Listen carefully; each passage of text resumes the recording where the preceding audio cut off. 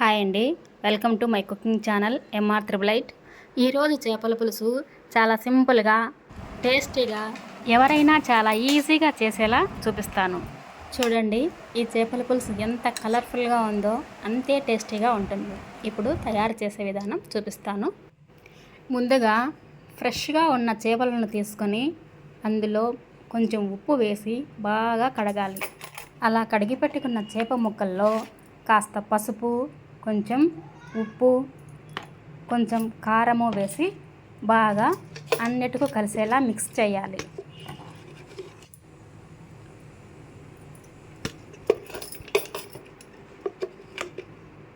అలా కలిపి పెట్టుకున్న చేప ముక్కల్ని ఒక అరగంట పాటు పక్కన పెట్టాలి.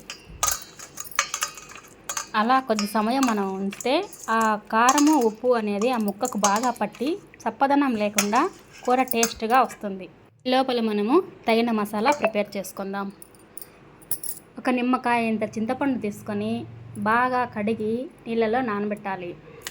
తర్వాత కొన్ని ధనియాలు, ఒక స్పూన్ జీలకర్ర, హాఫ్ స్పూన్ మెంతులు మరియు ఎండుమిర్చి. మీరు కారం వేసుకుంటామనుకుంటే అలాగే వేసుకోవచ్చు, కానీ నేను ఎండుమిర్చిని కూడా ఇందులోనే మిక్స్ చేస్తున్నాను.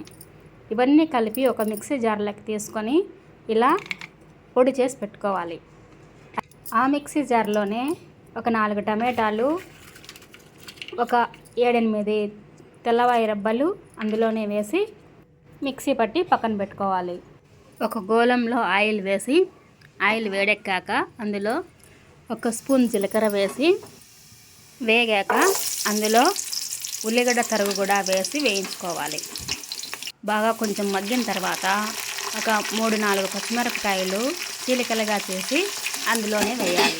కాస్త కరివేపాకు కూడా వేసి బాగా దోరగా వేయించుకోవాలి. ఇప్పుడు ఆనియన్స్ బాగా వేగిపోయాయి. తర్వాత మనం తయారు చేసి పెట్టుకున్న పొడిని కూడా అందులోనే వేసి పచ్చివాసన పోయేంత వరకు బాగా వేయించుకోవాలి.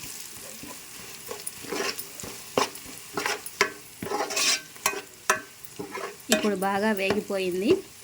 ఇప్పుడు మిక్సీ పట్టుకున్న టమాటా గ్రేవీని కూడా అందులోనే వేసి ఇది కూడా పచ్చివాసన పోయేంత వరకు బాగా వేయించాలి. ఈ ప్రాసెస్ అంతా కూడా మీడియం ఫ్లేమ్లో చేసుకోవాలి. మంట పెద్దగా పెడితే త్వరగా మాడిపోతుంది. నిదానంగా కలుపుతూ ఉండాలి. ఈ మసాలా అంతా బాగా వేగిపోయింది. ఇలా నూనె వేరయ్యేంత వరకు వేయించుకోవాలి. ఈ లోపల మనము చింతపండు నానబెట్టుకున్నాం కదా, అది బాగా పిసికి గుజ్జుగా తీసి ఆ పులుసునంతా కూడా ఇందులో పోసుకోవాలి. నేనైతే ఎండుమిర్చి ఇందులో వేశాను కనుక ఇంకా కారం ఏమీ కలపట్లేదు. అలా మీరు వేయినప్పుడు కారం పొడి ఇప్పుడు కలుపుకోవచ్చు. కారం పొడి, కాస్త ఉప్పు సరిపడా వేసుకోవాలి. ఇలా ఒక 5 మినిట్స్ ఈ మిశ్రమం అంతా ఉడికాక అందులో తగినన్ని నీళ్లు పోసి బాగా మరగనివ్వాలి. ఇప్పుడు ఎసురు బాగా మరుగుతోంది కనుక మనం కలిపి పెట్టుకున్న చేప ముక్కల్ని ఒక్కొక్కటిగా ఇందులో వేసుకోవాలి. ముక్కలన్నీ అందులో వేశాక పులుసు సరిపోతే సరిపోయినట్లు, లేదంటే ఒకవేళ ముక్కలు తడవలేదనుకో ఇంకొంచెం నీళ్లు యాడ్ చేసుకోవచ్చు.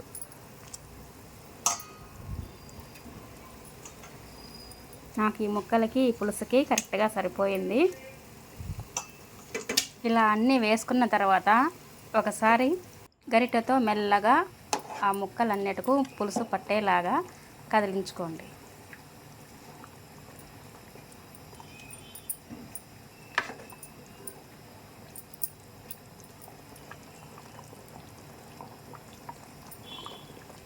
ఇప్పుడు కాసేపు మూత పెట్టి కొద్దిసేపు ఉడకనిద్దాం.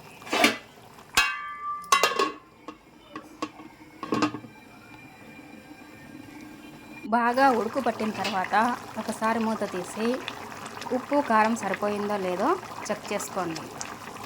ఒకవేళ సాలకపోతే కొంచెం ఉప్పు వేసుకోండి.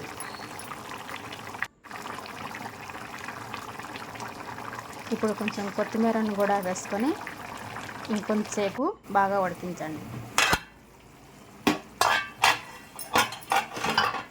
బాగా ఉడికిపోయింది.